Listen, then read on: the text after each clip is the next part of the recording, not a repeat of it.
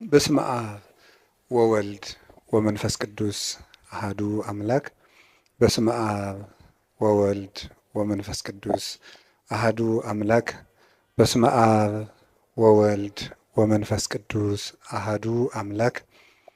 ይትባረክ እግዚአብሔር አምላከ አበዊነ ቅዱሳን ዘሰብሐ ምህረቶ ላዕሌነ። ይቅርታውን ቸርነቱን ምህረቱን በእኛ ላይ ያጸና ቅድመ ዓለም የነበረ ይህንን ዓለም በከሃሊነቱ የፈጠረ ትንኝንም እንኳ ሳይዘነጋ የሚመግብ ሥጋችን ለብሶ ዓለምን ያዳነ ዓለምን አሳልፎ የሚኖር ጌታችን መድኃኒታችን ኢየሱስ ክርስቶስ ላደረገልን ለቸርነት ሥራው ሁሉ ከባሕሪ አባቱ ከአብ ከባሕሪ ሕይወቱ ከመንፈስ ቅዱስ ጋር አንድ ለምትሆን መንግሥቱ ክብር ምስጋና ይግባው። የእናታችን የቅድስት ድንግል ማርያም የቅዱሳን መላእክት የቅዱሳን ነቢያት የቅዱሳን ሐዋርያት የሰማዕታት የጻድቃን ረድኤታቸው በረከታቸው ከሁላችን ጋር ጸንቶ ይኑር። አንድ አምላክ በሚሆን በአብ በወልድ በመንፈስ ቅዱስ ስም እንደምን ዋላችሁ? እንደምን አመሻችሁ? እንደምን ሰነበታችሁ? ቸርነት ገንዘቡ የሆነ ፈጣሪያችን ለዚህ ሰዓት በማይመረመር ቸርነቱ ስላደረሰን ስሙ የተመሰገነ ይሁን። በመካከላችን ተገኝቶ እንዲያስተምረን ቅዱስ ፈቃዱ ይሁንልን። እንደ እግዚአብሔር ፈቃድ የምንማማርበት ርዕሳችን ጊዜ ለምን በሚል ርዕስ ነው የምንማማረው። እስኪ በሉ ድገሙ። ሶስተኛ በሉ። ጊዜ ለምን ነው። እንግዲህ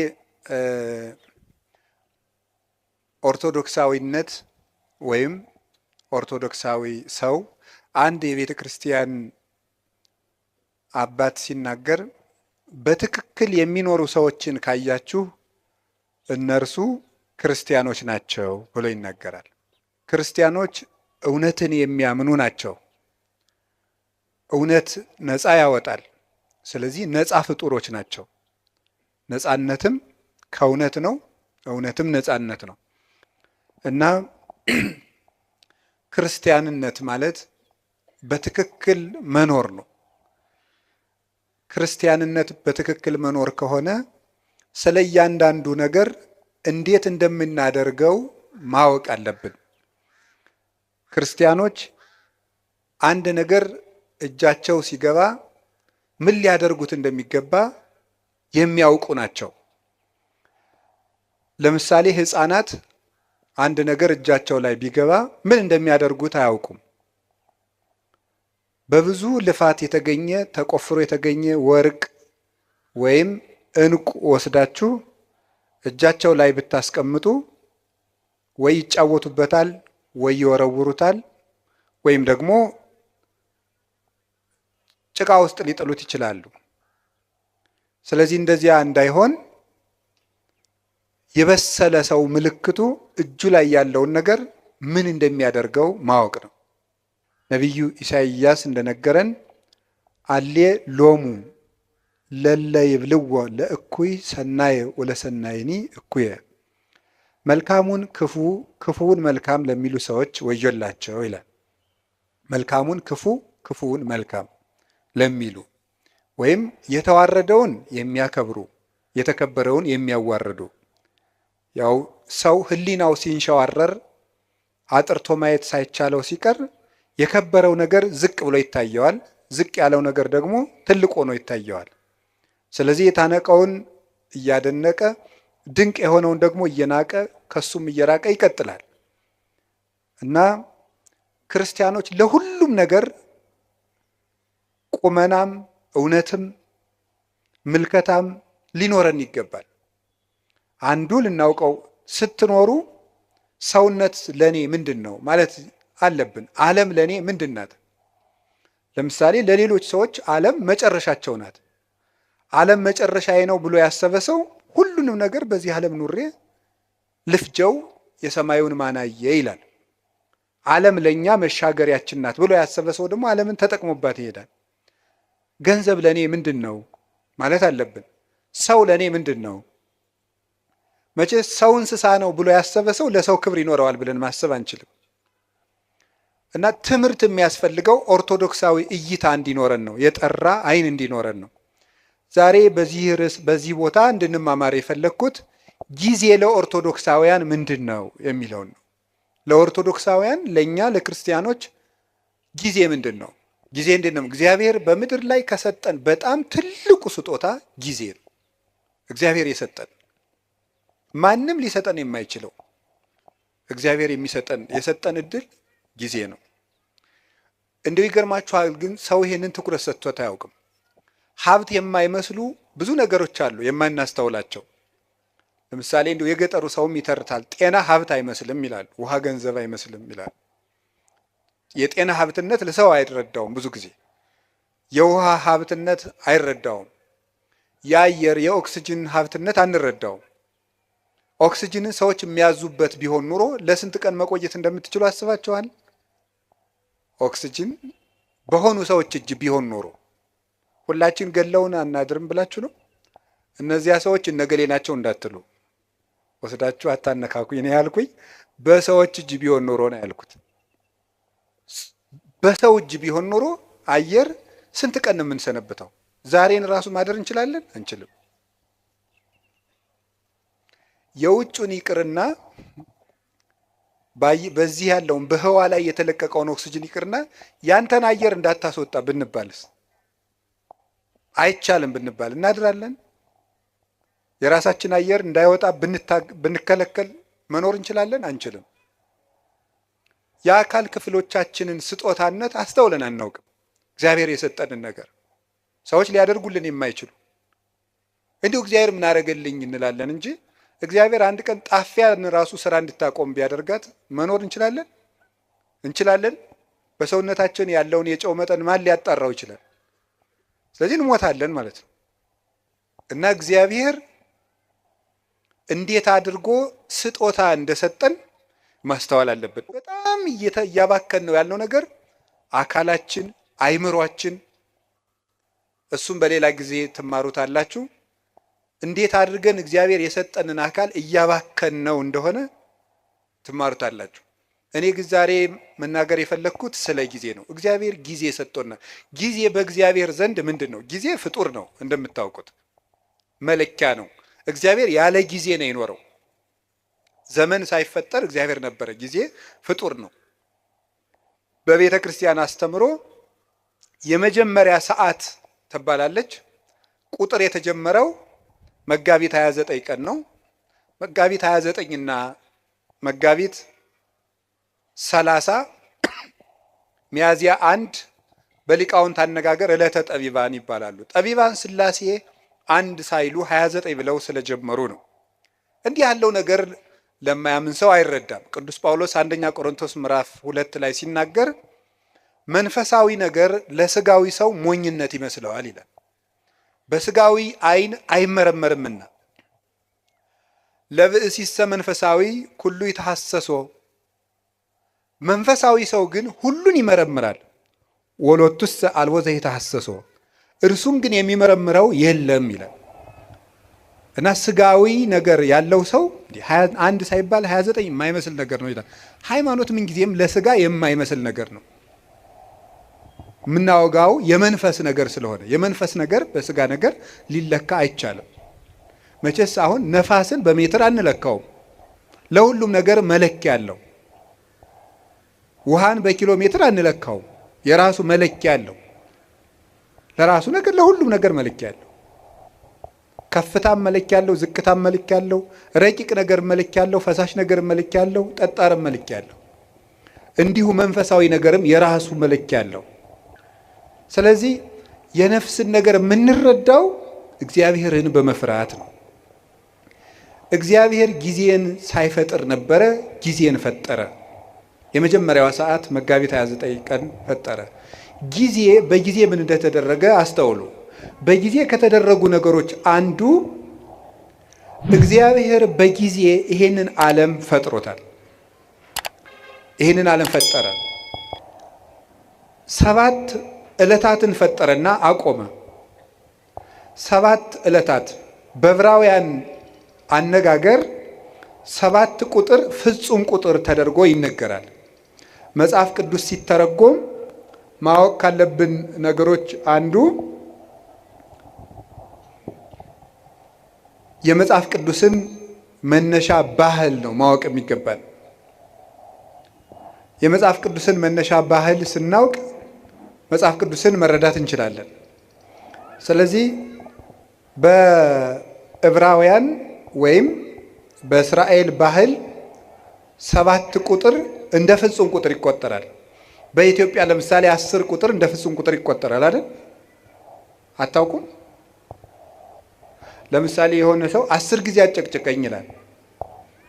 እናንተ ግን 3 ጊዜ ብቻ ሊሆን ይችላል ያላችሁት። ለምንድን ነው 10 ጊዜ የሚለው? ጭራሽ ማለት ነው፣ ፍጹም ማለት ነው። ምን 30 ጊዜ ይጨቀጭቀኝ ያላያ ይላል።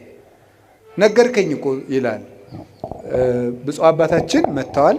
ከመቀመጣችን ተነስተን እንቀበልና እሺ፣ በረከታቸው ይድረሰን። ሁላችሁም ተባርካችኋል። ባላችሁበት ቁጭ በሉ። እኔም ተሳልሜ ብመጣ ትፈቅዳላችሁ አይደል?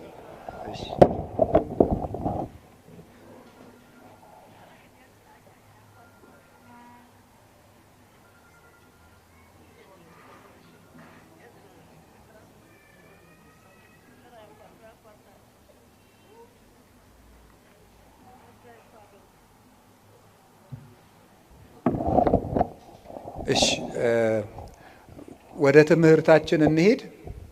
ብፁዕ አባታችን ስለተገኙ በጣም ደስ ብሎኛል። እናንተም ደስ ብሏችኋል። ለኢትዮጵያ ኦርቶዶክስ ተዋሕዶ ቤተክርስቲያን በእድሜ ከቆዩላት አባቶች አንዱ እሳቸው ናቸው። ረድኤታቸው በረከታቸው ይድረሰን። ወደ ትምህርታችን ስንሄድ በዕብራውያን 7 ቁጥር ፍጹም ነው ብያችሁ ነበረ። እስመ ሁልቆ ሳብዕ በሀበ ዕብራውያን ፍጹም ውእቱ፣ በዕብራውያን በእስራኤል 7 ቁጥር ፍጹም ነው ይላል እግዚአብሔር። ስለዚህ ምን አደረገ? 7 ዕለታት ብቻ ፈጠረ። ለምንድን ነው እግዚአብሔር 7 ዕለት ብቻ የፈጠረው ስትሉ 7ቱ ቀኖች ፍጹም ናቸው ለማለት ነው። 7 ብቻ። ለምን 8 ቀን አይፈጥርም እግዚአብሔር? ወይስ ዝቅ ብሎ 6 ቀን ቢያደርገው ምን አለ? የዓመቱን መለኪያ 7 ቀን ያደረገው ለምን ይመስላችኋል? 7ቱም ዕለታት ፍጹም ናቸው ይላል። እንዲያውም ልንገራችሁ፣ የዚህ ዓለም ዋና ምሰሶዎች 7 ዕለታት ናቸው። በመጽሐፈ ምሳሌ ምዕራፍ 9 ከቁጥር 1 ጀምሮ እንዲህ ይላል፣ ጥበብ ሐነጸት ቤተ ወአቀመት ላቲ 7 አዕማደ። ጥበብ ቤቷን ሰራች 7 ምሰሶዎችንም አቆመች ይላል። ጥበብ ቤቷን ሰራች። ጥበብ የተባለ እግዚአብሔር ወልድ ነው። መንፈሳዊ ትርጉም አለው። የዛሬው ዓላማችን ግን እሱ አይደለም። ጥበብ ወልድ ይችን ዓለም ፈጠረች፣ 7 ምሰሶ አቆመች ማለት 7 ዕለታትን ፈጠረች ማለት ነው። 7ቱ ዕለታት ለምንድን ነው ምሰሶ የተባሉ ሲባል ምሰሶ ቤቱን እንደሚያጸናው በዚህ ዓለም የሚኖር ነገር ሁሉ ጸንቶ የሚኖረው በ7ቱ ዕለታት በሚሰራ ስራ ነው ማለት ነው። ምሰሶው ሲፈርስ ወይም ምሰሶ ቢነቀል ቤቱ እንደሚናድ ሁሉ የሰው ልጅ ሕይወቱ የሚናደው ወይም የሚፈርሰው በ7ቱ ቀናት በሚሰራቸው ስራዎች ናቸው። 7 ቀን የምንሰራው ስራ ወይ ሕይወታችንን ያፈርሳል ወይ ሕይወታችንን ይሰራል። ምሰሶዎቹ በትክክል የቆሙለት ቤት እንደማይፈርሰው 7ቱን ዕለታት እንዴት መጠቀም እንደሚችል የሚያውቅ ሰው የጸና ቤት ይኖረዋል። የልብ ቤት፣ የአእምሮ ቤት፣ የስጋ ቤት፣ የነፍስ ቤት ይኖረዋል ማለት ነው። ስለዚህ ዕለታትን ከመጠቀም ነው። እንኳን እኛ እግዚአብሔር ራሱ ቀን ተጠቅሞ ነው ስራ የሰራ።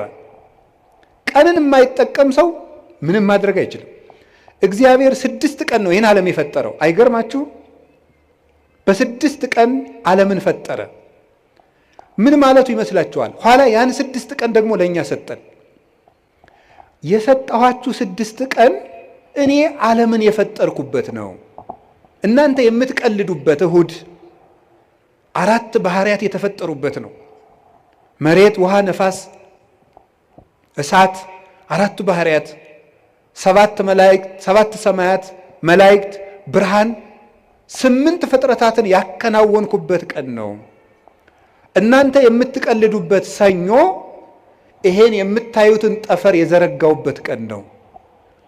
እናንተ የምትቀልዱበት ማክሰኞ በምድር ላይ ያሉ እጽዋትን ሁሉ የፈጠርኩበት ቀን ነው። እናንተ እንደዋዛ የምትገፉት ረቡዕ በዚህ ዓለም የሚያሸበርቁ ፀሐይ፣ ጨረቃ፣ ከዋክብትን ያበራሁበት ቀን ነው። እናንተ በስንፍና የምትሸኙት ሐሙስ በባህር ውስጥ ያሉ አዞ፣ ጉማሬ፣ ሌሎችን አሳ አንበሪዎችን በክንፍ የሚበሩትን በእግራቸው የሚሽከረከሩትን በክንፋቸው የሚበሩትን ሁሉ ያስገኘውበት ቀን ነው። እናንተ በዋዛ በፈዛዛ የምታሳልፉት ዓርብ በአርአያዬ በአምሳሌ ሰውን የፈጠርኩበት ቀን ነው ማለቱ ነበረ። ሰኞ፣ ማክሰኞ፣ ረቡዕ እንደዋዛ ሲያልፉ እነዚህ ትዝ ብለዋቸው ያውቃሉ? እነዚህ ሁሉ ዓለማት 20 ዓለም ነው ያለው። አሁን እኛ ከ20 ዓለማት የምንኖረው በአንዷ በዳረጎቷ በጫፏ በዚች ምድር ነው።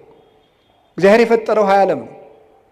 ከ20ኛው በዚች ዓለም የምናየው ነገር ሁሉ እንኳን ተመርምሮ አይዘለቅም። ሕሊና ራሱ ይደክማል ቢያስብ። እንኳንስ ሌላውን ያንን ሰው ተፈጥሮ እንኳን ብታዩት ሊገባና አይችልም። እንደዚህ ያሉ ድንቅ ነገሮች የተደረጉት በ6 ቀን ነው። የጊዜን ጥቅም አያችሁት? በ7ኛው ቀን እግዚአብሔር አረፈ። ምን ማለት ይመስላችኋል? እግዚአብሔር 6 ቀን ሰራና አረፈ። ስራችሁ ብዙ ይሁን እረፍታችሁ ጥቂት ይሁን ማለቱ ነበረ። በቁሙ ነው። ወርቅ አለው፣ መንፈሳዊ ትርጉም አለው። ስራችሁ ብዙ ይሁን እረፍታችሁ ግን ጥቂት ይሁን። ይኸውላችሁ በዚህ ዓለም ላይ ብዙ ሰዎች የሚቸገሩበት ምክንያት ደስታን ፍለጋ ነው። ደስታ ደግሞ ከመስራት የሚመጣ ነው እንጂ ከማረፍ የሚመጣ አይደለም። ሐዘን ከየት ይወለዳል ካላችሁኝ ከረፍት ብዛት ነው። የኃጢአት ምንጮች የሚባሉት መብል፣ መጠጥ፣ የረፍት ብዛት፣ እንቅልፍ ናቸው። ስለዚህ እረፍት የሚያበዙ ሰዎች ምንጊዜም ህይወታቸው ሐዘንተኛ ነው። የእንቅልፍ ብዛት የተቦጫጨቀ ልብስ ያስለብሳል ይላል ሰሎሞን። ድሃ ያረጋል ማለት ነው ብዙ የምትተኛ ከሆነ። የእንቅልፍ ብዛት መጽሐፍ ቅዱስ ነው ያለው፣ የተቦጫጨቀ ልብስ ያስለብሳል።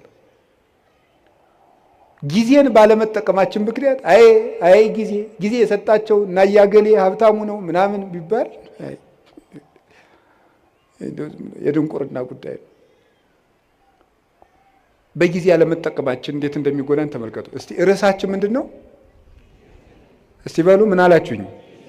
ጊዜ ለምን? እግዚአብሔር በጊዜ ዓለምን ምን አደረገበት አልኳችሁ? ፈጠረ። ዓለምን አጸናበት። ጊዜ ምሰሶ ነው። ጊዜ መፍጠሪያ ነው። የሌለን ነገር ማምጫ ነው። ጊዜውን የሚጠቀም ሰው የሌለ ነገር ያመጣል። እግዚአብሔር በጊዜ የሌለን ነገር አመጣ። ሰማይ አልነበረ፣ ምድር አልነበረ። የሌለንን ነገር ማምጣት ከፈለጋችሁ ጊዜያችሁን ተጠቀሙ። ጊዜ ላይ የሚቀልድ ሰው ምኞቱን ታቅፎ ይሞታል እንጂ ምንም አያመጣም። ጊዜ ነው የሌለውን ያመጣ። እግዚአብሔር በጊዜ ለክቶ የምሕረት ቀጠሮ ሰጠ። በኖህ ዘመን 120 ቀን 120 ዓመት ሰጠው አለ። 100ውን ቀለዱ፣ በ20 አጠፋቸው። 20ውን ትቶ አጠፋቸው። በኖህ ዘመን የነበሩ ሰዎችን 120 ሰጣቸው። 20ው ሲቀር ንስሐ እንገባለን ሲሉ 100 ሳያልቅ ጨረሳቸው። ጊዜን ካልተጠቀምክበት ብሰጥህም አትጠቀምበት ብሎ ወሰዳቸው። ዛሬ ለምን ይመስላችኋል የምንቀሰፈው? እግዚአብሔር ጊዜ ሰጠ፣ አልተጠቀምንበትም። ስለዚህ እየቀነሰ ይወስደናል ማለት ነው። በሰጠን ጊዜ ካልተጠቀም ከእድሜያችን ቀንሶ ያነሳናል። እማያፈራለትን ዛፍ በጓሮው የሚንከባከብ ገበሬ ጅል ማን አለ? ሌላው የባስ በጠፈጠፉ እየተንጠፈጠፈ ሌሎችን አዝመራዎች እንዲያጠፋቸው ነው። ይልቁን በጊዜ መቁረጥ ነው። አነውቱ ሐረገ ወይን ዘጽድቅ ወአንትሙ አይጹቂሁ ንበሩ በየ ወአነብክሙ። እኔ የወይን ሐረግ ነኝ፣ እናንተ ደግሞ ቅርንጫፎች ናችሁ። በእኔ ኑሩ፣ እኔም በእናንተ እኖራለሁ። ፍሬ አፍሩ፣ ካላፈራችሁ ትቆርጣላችሁ አለ። እግዚአብሔር በጊዜ ምሕረት ሰጠ። በጊዜ ያልተጠቀሙትን ደግሞ አጠፋቸው። እግዚአብሔር ለመወለድ 5500 ዘመን ቀጠረ። 5500 ዘመን ሲፈጸም ተወለደበት። ዋመ በጽሐ ጊዜሁ ፈኖ እግዚአብሔር ወልዶ ዋሂደ ወተወልደ እምብእሲት። የዘመን ፍጻሜ በደረሰ ጊዜ እግዚአብሔር ተቀዳሚ ተከታይ የሌለ ልጁን ውረድ ተወለድ ሙት ተሰቀል ብሎ ለኩነተ ሥጋ ወደዚህ ዓለም ላከው። ንዕድ ክብርት ከምትሆን ከመቤታችንም ተወለደ ይላል። በጊዜ አስተማረ 3 ዓመት ከ3 ወር በጊዜ ምስጢሩን ገለጠ። በደብረ ታቦር እንኳን ብርሃን ከገለጠላቸው በኋላ እንዳትናገሩ እስካሜት ፈጸም በጊዜው ጊዜው እስኪደርስ ድረስ በትንሣኤ ልቡናችሁ ቀንቶላችሁ ምስጢር ተከናውኖላችሁ በሀብተ መንፈስ ቅዱስ ተሰርታችሁ እስክትናገሩት ድረስ ቆዩ አላቸው። በጊዜ የሚነገር አለ፣ በጊዜ የማይነገር አለ። ወቤ ብዙ ነገር ዛነ ነግረክሙ የምነግራችሁ ብዙ ነገር ነበረኝ። ወባይቱ እትክሉ ይእዜ ጸዊሮቶ ነገር ግን ዛሬ ልትሸከሙት አትችሉም፣ በጊዜው ነግራችኋለሁ አለ። በጊዜ የሚነገር አለ። በነገራችሁ ላይ ጥበበኛ ሰው ማለት የት መናገር እንዳለበት የሚያውቅ፣ መቼ መናገር እንዳለበት የሚያውቅ፣ በማይናገርበት ጊዜ ዝም የሚል፣ በሚናገርበት ጊዜ ደግሞ ዝም የማይል፣ ጊዜ ቦታ አይቶ የሚናገር ሰው ነው ጠቢብ የሚባለው። ሁሉም በጊዜው የሚናገር።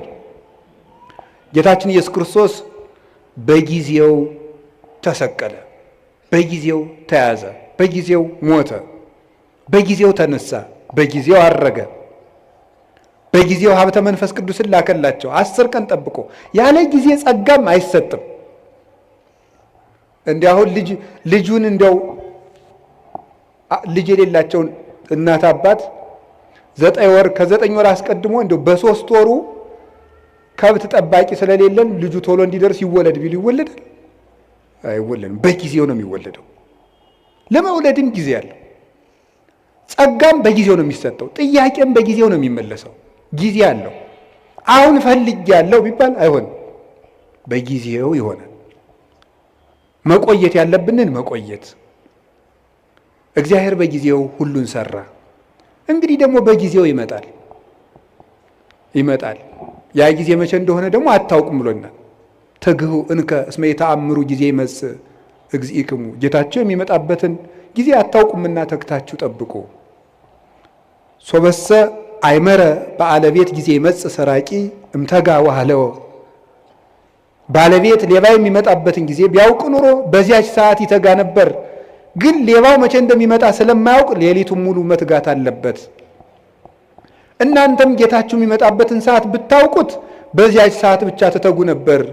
ግን ጌታችሁ በ10 ዓመታችሁ ይምጣ፣ በ20 ዓመታችሁ፣ በ30 ዓመታችሁ ይምጣ፣ በ50 ዓመታችሁ ስትጀምሩ ይምጣ፣ ስትጨርሱ አታውቁትም። ስታገቡ ይምጣ፣ ስትሸመግሉ ይምጣ፣ ሳታገቡ ይምጣ፣ ስታገቡ ይምጣ፣ አታውቁትም። በድህነታችሁ ጊዜ ይምጣ፣ በሀብታችሁ ጊዜ ይምጣ፣ ስትሾሙ ይምጣ፣ ስትሻሩ ይምጣ፣ የምታውቁት ነገር የለም። በሰጣችሁ ጊዜ ተዘጋጅታችሁ ኑሩ ብሎ ሰጥቶናል። ጊዜ እንዲህ ያለ ሀብት ነው። የእግዚአብሔር ቤተሰቦች በጊዜ እንጠቀምበት። የመዳን ቀን ዛሬ ነው፣ ከዛሬም አሁን ነው አይደል? ሁለተኛ ቆሮንቶስ ምዕራፍ 6 ቁጥር 2 ላይ ወናሁ ዮም ዕለተ አድኅኖ በዕለተ ሪት ሰማዕከ ወዕለተ መድኃኒት ረዳእከ ወናሁ ዮም ዕለተ አድኅኖ በተመረጠች ዓመት በተመረጠች ቀን እሰማሃለሁ። የመዳን ቀን ዛሬ ናት፣ ከዛሬም ደግሞ አሁን ነው። ሰይጣን እንዳንድን ድነት ማለት ምን ማለት ነው? በኦርቶዶክሳዊ አስተምሮ መዳን ማለት ከቅጣት ማምለጥ ማለት አይደለም። ምን ይመስላችኋል? መዳን ማለት ከእግዚአብሔር ጋር መዋሃድ ቲኦሲስ ማለት ነው በግሪኮ። ከእግዚአብሔር ጋር መዋሃድ ሱታፌ አምላክ ከእግዚአብሔር ጋር መኖር ነው መዳን ማለት። ድነት ማለት ይሄ ነው። አሁን አንዳንድ ሰዎች እኔ ድኜ ጨርሻለሁ ይላል። እንዴ ከእግዚአብሔር ጋር መኖር የሚያበቃ ነገር ነው? መዳን ማለት ከእግዚአብሔር ጋር መኖር ነው። ከእግዚአብሔር ጋር መኖር ደግሞ ሁልጊዜ የሚቀጥል ነገር ነው። እግዚአብሔርን የሆነ እንደ ዕቃ የሆነ ተቀብለ ነው በቃ ምን እለዋለሁ ሁልጊዜ አብረ ነው ምን ኖረው ነው። ከእግዚአብሔር ጋር መኖርን ጧትም ማታም ጧትም ማታም ጧትም ማታም ለመዳን መጠቀም አለብን። ሰይጣን ምን እንደሚያደርግ ልንገራችሁ። አንዱ መሰረታዊ የሰይጣን ተንኮል ጊዜ ከሰጠን ነገ ስለዚህ ልነግራችሁ እችላለሁ። አንዱ የሰይጣን መሰረታዊ ተንኮል እንድንዘገይ ማድረግ ነው። እንድንዘገይ ለምሳሌ ከመታረቅ እንድንዘገይ ያደርገናል። ሳምንት እንታረቃለን፣ የዛሬ ወር እንታረቃለን እንዳል ቂም ሆኖ ይቀራል ማለት ነው። ማዘግየት። ቁርባን እናቅዳለን እንድንዘገይ ነው የሚያደርገን። ይኸውላችሁ የማቴዎስ ወንጌል ምዕራፍ 25 ላይ እንደተጻፈው መንግሥተ ሰማያት 10 ደናግል ትመስላለች ተባለ። ከዛ 5ቱ ጠባበኞች ናቸው፣ 5ቱ ሰነፎች ናቸው። 5ቱ ዘይት ይዘዋል፣ እነዚያ ዘይት አላዙም፣ ታኙ። ሙሽራው መንፈቀ ሌሊት መጣ፣ እነዚያ ግን ዘይት አልነበራቸውም። ሊገዙ ሄዱ። ተመልሰው ሲመጡ ምን ሆኖ ቆያቸው? በሩ ተዘግቶ። የእነዚህ ሰዎች ከፍተኛ ችግር ምንድን ነበር? መዘግየት ነበር። መዘግየት ነው በር ያዘጋባቸው። ዘይት የተባለች ፍቅር፣ ልጅነት፣ ትሕትና ናቸው። እነዚህን በጊዜ ያላዘ ሰው በር ከተዘጋ በኋላ ይሮጣል። በሩ ሳይዘጋ ነገ ቆርባለሁ፣ ሳትቆርቡ በሩ ይዘጋል። ክርስቶስ መብረቅ እያብለጨለጨ የሚመጣበትን ጊዜ አይደለም። ለእኛ ምጽአታችን ምናችን ነው? የምንሞትበት ቀን ነው። በሩ ይዘጋል። ሳንቆርብ ይመጣል፣ ሳንታረቅ ይመጣል፣ ሳንጸልይ ይመጣል፣ የቀማነውን ሳንመልስ ይመጣል፣ የበደልነውን ሳንክሰው ይመጣል፣ እንደተዝረከረክን ይመጣል። የእነዚህ ሰዎች የነነዌ ሰዎች ትልቁ ነገራቸው ወዲያው ጊዜን ተጠቅመው መወሰናቸው ነው። እስከ 3 ቀን ድረስ ነነዌ ትገለበጣለች አለ። ወዲያው ትገለበጣለች ሲባል ንጉሱም ከዙፋኑ ወረደ፣ ሕፃናትም ጡት ተው፣ ከብቶችም እንዳይጠቡ ተደረገ። ወዲያው በ3 ቀን እግዚአብሔር ምሕረት ሰጠ። ያን ምሕረት ያገኙት በጊዜው በመወሰናቸው ነው። መታረቅ ካለባችሁ ዛሬ በቃ ከዛሬ በኋላ ይበቃችኋል። መቁረብ ካለባችሁ ካልቆረባችሁ አሁን ለቁርባን መዘጋጀት ነው። ለቁርባን አሁን ነው መወሰን ያለብን፣ መጸለይ ያለብን አሁን። እስቲ ጊዜ ይስጡኝ፣ እስቲ እንዲህ ያለ ይስጡኝ። እስከ መቼ ነው ጊዜ የሚሰጠን? እስመ እግዚአብሔር መፍቀሬ ሰብ ሎቱ ስብሐት ይትዔገስ ኩሎ ጊዜ። በልብ መታሰቡ በቃል መነገሩ ስሙ ከፍ ከፍ ይበልና ሰውን የሚወድ እግዚአብሔር ዘመን አስፍቶ ወራት አብዝቶ ለንስሐ ይሰጣል ይላል ቅዱስ ዮሐንስ እስክንድርያ ሃይማኖተ አበው ምዕራፍ 52 ቁጥር 26 ላይ ሲናገር ወራት አስፍቶ የሰጠን ለንስሐ ነው፣ ለመዳን ነው የሰጠን እንጂ እንጨቃጭቅበት አይደለም። ስለዚህ የእግዚአብሔር ቤተሰቦች እኔ የምነግራችሁ ነገር እውነቴን ነው። እኔ እንግዲህ የምትነግዱት ነግዱ፣ ጊዜ ለዚህ ስጡ፣ ለመዳናችሁ ጊዜ ስጡ። ምንድነው? ምን ስናደርግ ነው? ስናነብ መጽሐፍ ቅዱስ። ምንድነው ስናደርግ ነው? ንስሐ አባታችን ጋር ስንገናኝ፣ ስንጸልይ፣ ከቤተ ክርስቲያን ጋር ያለን ግንኙነት ጥብቅ ሲሆን ጊዜ ለመዳን እንጠቀምበት። እግዚአብሔር የመዳን ጊዜ ሰጥቶናል። ክርስቶስ ከተወለደ ጊዜ ጀምሮ ያለው ጊዜ የመዳን ጊዜ ነው። በመድኃኒት ቀን እየታመምን ያለን ደግሞ እኛ ነን። በመዳን ቀን ሰው ይታመማል። ሐኪም እያለ ይታመማል። ሰላም እየሰለት ሰው ይታወቃል እንዴ? ንግሥተ ሳባ ትትነሳ ወትትፋታ ለዛት ትውልድ። የሳባ ንግሥት ተነስታ ይችን ትውልድ ትፋረዳታለች። እስመ መጻት እምጽንፈ ምድር ከመ ትራይ ጥበቦ ለሰሎሞን። የሰሎሞንን ጥበብ ልታይ ከዚህ ከምድር ዳርቻ ከኢትዮጵያ አንስታ ተጉዛለችና ዘአቢም ሰሎሞን ሃሎ ከሰሎሞን የሚበልጥ ጌታ ዛሬ እዚህ አለ ይላል። ሰላም በሌለበት ዘመን ጠራዋል። እኛ ግን ባለበት ዘመን ነው። እንጀራ እያለ ነው እየተራብን ያለው፣ ውሃ እያለን የሚጠማን፣ መድኃኒት ተወልዶልን ነው የምንታመመው። የመዳን ቀን ዛሬ ነው። የመጨረሻ ድነት ለራስ እስኪ በሉ ድገሙኝ እንጂ ድነት ለማን? ለራስ። እዚህ ላይ የምጠቅሳቸው ጌታችን ኢየሱስ ክርስቶስ ከመጾሙ ከማስተማሩ በፊት ስንት ቀን ጾመ? በሉ ንገሩ እንጂ 4 ቀን። ብዙ ምን ማለት ነው? ከማገልገላችሁ በፊት ለራሳችሁ ጊዜ ይኑራችሁ ለማለት ነው። ዮሐንስ መጥምቅ 6 ወር ከመስበኩ በፊት ስንት ዓመት በረሃ ነበር? 30 ዓመት በረሃ ነበረ። ብዙ ሰዎች ለራሳቸው ጊዜ ሳይኖራቸው ለሰው አገልጋይ ሆነው ይመጣሉ። ለራሱ ጊዜ የሌለው ሰው የሚያገለግለውን ሰው ጨምሮ ይጎዳል እንጂ አይጠቅመው። ቅዱስ ጳውሎስ ጌታችን ኢየሱስ ክርስቶስ ካነጋገረው በኋላ 3 ዓመት በአረብ በረሃ ኑሮ ለራሱ ጊዜ ሰጥቶ አዳምጦ ሊያስተምር ሄደ። ለራስ ጊዜ። ይሄ ግን ማንን ይኖርን መሰል? እንደውም ይላል ለሌሎች ከሰበኩ በኋላ እኔ የተጣልኩ እንዳልሆንኩ ሰውነቴን እጎስመዋለሁ ይላል። ለራሱ ጊዜ ነበረው። ጌታችን ኢየሱስ ክርስቶስ ሲያስተምር ውሎ ማታ ደብረ ዘይት የሚያድረው ሰው እያገለገላችሁ ለራሳችሁ ጊዜ ይኑራችሁ ለማለት ነው። ለራሳችሁ ጊዜ ይኑራችሁ። አባታችን አቡነ ተክለ ሃይማኖት ምድርን ሁሉ ሲያገለግሉ ከኖሩ በኋላ መጨረሻ ላይ የተናገሩት አንድ ቃል ነበረ። መቅረዝ ቢጠፋ ማን ያበራለታል? ጨው አልጫ ቢሆን ማን ያጣፍጠዋል? እኔ ዙሪያ ሀገሩን ሁሉ ጨው አረኩት፣ እኔ ግን አልጫ ሆንኩ፣ ወዮልኝ አሉ። መጨረሻ ላይ ገርል እንዳልቀመሰ ሰው ይላቸዋል። ገርል እንዳልቀመሰ ሰው እንደገና ደግሞ በአንድ እግራቸው ቆመው ክርስቶስን ፍቅሩን እየፈለጉ መጋደል ጀምሮ ይላል። ይሄ ለራስ ጊዜ መስጠት ነው። ይሄ ማንን ይመለከታል? እኔን፣ የቤተ ክርስቲያን ሰዎችን። ከዛ ሳን ማንን ይመለከታል? አስተባባሪ። አስተባባሪ ብዙ ጊዜ ለራሱ ጊዜ የለውም። በዚህ ቁጭ በል ምናምን እንደዚህ በል ምናምን እንደዚህ። ይሄ በማህበር የሚደራጅ ሰንበት ተማሪ አይቆጡኝም፣ በጣም ነው የምንዋደደው። ሰንበት ተማሪ ለራሱ ጊዜ ያጣል። በቃ መዝሙር ይዘምራል፣ ሌሊት ያድራል፣ እንዲህ ይላል፣ ከበሮ ይመታል፣ ያስተባብራል፣ ለራሱ ጊዜ የለው። እዚህ ወጣቶችም ትኖራላችሁ፣ የጥምቀት አንጣፊዎቹ ለራሳችሁ ጊዜ ይኖራል። ለታቦቱ ጊዜ ሰጣችሁ፣ ማታ የሀገራችን ሰው ምን ይላል? ስትፈጭ ውላ አቦካች ባተላ ይላሉ። እንደዚህ ነው ማለት ነው። ስለዚህ ለራስ ጊዜ መቼ ነው የሚኖረን? ሁልጊዜ አስተባባሪ። ግንዳሉ ለከብቶች እያጠጣ እሱ ግን ይበሰብሳል ይባላል። ከብቶችን ያጠጣና ያረካቸዋል፣ እሱ ግን እየበሰበሰ ነው የሚሄደው። ስለዚህ ውሃን መሸከም ለመለምለም ከሆነ ጥሩ፣ ለመበስበስ ከሆነ ግን ጥቅም የለውም። ለራሳችን ጊዜ ይኖራል። ጌታ ለሐዋርያት ያላቸው እንዲህ ነበር፣ ለራሳችሁ ተጠንቀቁ፣ ለራሳችሁ እቀቡ ርእሰክሙ ኢታክብዱ ልበክሙ፣ ለራሳችሁ ተጠንቀቁ፣ ልቡናችሁን በመብል በመጠጥ በመቀማጠል አታክብዱት፣ ለራሳችሁ ጊዜ ስጡ ነው ያላቸው። ለራሳችሁ። ቅዱስ ዮሐንስ አፈወርቅ ደግሞ ምንድን ነው የሚለው? አንተ ሰው ከቤትህ በድን እያለ የሰው በድን ልትቀብር ከሰው ልቅሶ አትሄድም። የራስህ ቤት እያፈሰሰ የሰው ቤት ልትከድን አትሄድም። መጀመሪያ የራስህን በድን ላውጣና ቅበር። መጀመሪያ የራስህን ቤት ክደን፣ እዛ ሌሎችን ቤት የሚያፈሰው ልትከድን ትሄዳለህ ይላል።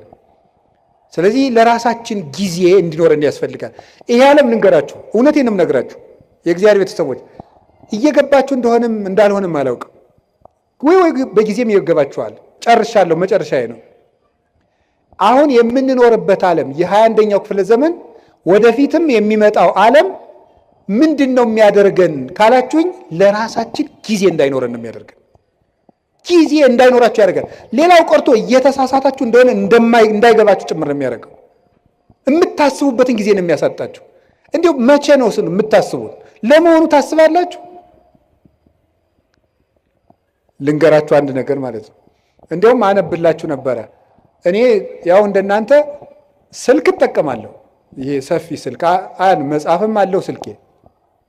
እና አንድ ሰው ምን አለኝ፣ ኤአይ የሚባል መታልና ይጠቅመውታል አንዳንድ ጥያቄ ቢጠይቁት አለኝ። እሺ ብዬ የሆነ ቀን የሆነ ጥያቄ ጠየቅኩትና ማብራሪያ ሰጠኝ አለ። ያ የሰጠውን ማብራሪያ ኮፒ ፔስት አድርጌ ኖትቡክ ላይ ገለበጥኩና ተመልሼ ፕሊስ ዲፋይን ኢት ኢን ዲቴል አልኩት ብየዋለሁ። የለም የላይኛው ኖት ምኑን አይለኝም።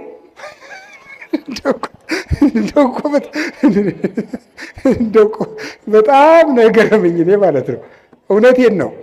እግዚአብሔር በሚያውቀው ስልኬ ላይ አንስቼ አስቀምጨዋለሁ። እንደዚህ ያለውን ነገ ካገኘሁት አነብላችኋለሁ። በእንግሊዘኛ ምን እንዳለኝ ምኑን ቅድም የነገርኩህን አታስታውስም እንዲህ አልኩት። እና ምን አለ ይመስላችሁ? እኔ ስሜት የለኝም፣ ሴንስ የለኝም፣ ኢሞሽን የለኝም፣ ሜሞሪ የለኝም፣ አላስታውስም። መረጃ አጠራቅሜ ማቅረብ ብቻ ነው ስራዬ ያለኝ። ከቃሉ ጋር ናችሁ? ይኸው እንደዚያ ነው ማለት ነው። እየበተነ የማይሰበስብ ቻት ጂፒቲ ነው ያቀርባል። እሱ ግን ያን መልሶ አያስታውሰውም። እንደዚያ ናችሁ እናንተ። በቃ ትበትናለህ፣ የምትሰበስበው ግን የለም። ቀኑን ሙሉ ሌቱን ሙሉ በትናችሁ መጨረሻ ላይ ግን ዘወር ስትሉ እጃችሁ ላይ ምንም ጠብ ያለ የህይወት ጠብታ የለም። ስለዚህ የእግዚአብሔር ቤተሰቦች ታውት ሁሉንም ነገር ይሄን ያለውን ነገር ሁሉ ተጠቀሙና አሁን በኢንተርኔት የመጡትን ፕላትፎርሞች ሁሉ ከቻላችሁ ለድነት ተጠቀሟቸው፣ ካቃታችሁ ደግሞ ተዋቸው። አንዳንድ ጊዜ ሰይጣንም ያታልላችኋል። ምን እያደረገ አይ በቃ እንዴ መረጃ እኮ ጥሩ ነው ይላል። ወይ ጉድ! እኔ ልገራችሁ፣ አንድ ሰው መረጃ ሲሰበስብ ቢያንስ ሁለት ዓላማ ይዞ ነው መሰብሰብ አለበት። አንደኛ ለነፍሱ የሚጠቅመውን ነገር፣ ሁለተኛ ለኑሮው የሚጠቅመውን ነገር። ከሁለቱ ውጭ የሆነ ነገር ላይ በማዳመጥ ጆሮአችሁ መደንቆር፣ አይምሯችሁ መደንዘዝ የለበትም። ምን በወጣን እንዴ! ሰዎች እኮ እንደው አሁን እኮ በሉ ተውት፣ ሁሉን ቢያወዱት አሉ ሆድ ባዶ ይቀራል። ስለዚህ ለራሳችሁ መቼ ነው ጊዜ የምትሰጡት? አሁን ስታነቡም ኢንተርኔትን ብታዳምጡ፣ ቲክታክን ብታዳምጡ፣ ፌስቡክ፣ ዩቱብ ብታዳምጡ ወይ ለነፍሳችሁ ወይ ለእንጀራችሁ። እስኪ በሉ ወይ ለነፍሳችን በሉ። ከዚያስ ወይ ለኑሯችሁ አዳምጡ። ከዚያ ውጭ ተውት። ለራሳችሁ ጊዜ ይኑራችሁ። ለራሳችን ጊዜ እንዲኖረን እግዚአብሔር ይርዳን። ርዕሱ ብዙ የሚያስነግር ነው። ለዛሬ እንዳይመሽ ብፁዕ አባታችንም ሌሎች አባቶችን ማስቀምጨን ይህ ሁሉ የምለፈልፍ ጊዜ ለምን ዘርዝሩን እንጂ ከላይ ጀምራችሁ ጊዜ ለእግዚአብሔር፣ እሺ፣ ጊዜ ለስራ፣ እሺ፣ አቤት፣ ጊዜ ለቤተሰብ፣ ሌላስ? ጊዜ ለማዳመጥ፣ ሌላስ? አቤት፣ ጊዜ እና በዩቲዩብ ሁሉ የሚያወራውን ሰው አትስሙት። ከተጣሉኝ የሚጣሉ አሁን እንትና አቶ እንትና እውነቱን አፈነዱት ይላል። ምንም የፈነዳ ነገር የለም። አትስሙ። በቃ እንደዚህ አፈነዱት፣ ዘለቁት፣ አፍረጠረጡት የሚል ነገር አትስሙ። በቃ እውነት ብቻ የምትሰሙበትን ምንጭ ለይታችሁ ስሙ። እስከ መጨረሻው ጨርሼ የምናገርበት ምክንያት ትውልዱን የሚጠፋን እንደው እኮ ይገርማል። አሁን ቅድም በነገርኳችሁ መሰረት ያን ኤአይ የሚባለውን ሰውዬ ወደፊት ለኦርቶዶክሳውያን ፈተናችን ምን ሊሆን ይችላል ብዬ ጠየቅኩት። እመቤቴን ከልቤ የምነግራችሁ አንዱ ኤአይ ነው አለኝ። ከልቤ እኮ ነው የምነግራችሁ ማለት ነው። አንዱ የኦርቶዶክሳውያን ፈተና ኤአይ ነው ብሎ ራሱ አልነገረኝም። ገርሞኛል ይህ ሰውዬ ብዬ። ኤአይ ሰውዬ አይደለም፣ ደንቆሮ ነው እንዲያባ እንዳትሉ። ስለዚህ አሁን የምነግራችሁ ነገር የእግዚአብሔር ቤተሰቦች ለጊዜ ለቤተሰብ ጊዜ ለማዳመጥ የሚረባችሁን አዳምጡ፣ የማይረባችሁን ተውት። ቀጥሎስ ጊዜ ለመዳን በሉ። ለመዳን ጊዜ እንዲኖረን ደግሞ መጨረሻ ላይ ጊዜ ለማን? ጊዜ ለራስ። እግዚአብሔር ጊዜ ይስጠን። ጊዜ የሰጠን እግዚአብሔር ክብር ምስጋና ይግባው። ወስብሐት ለእግዚአብሔር። ይቆየን።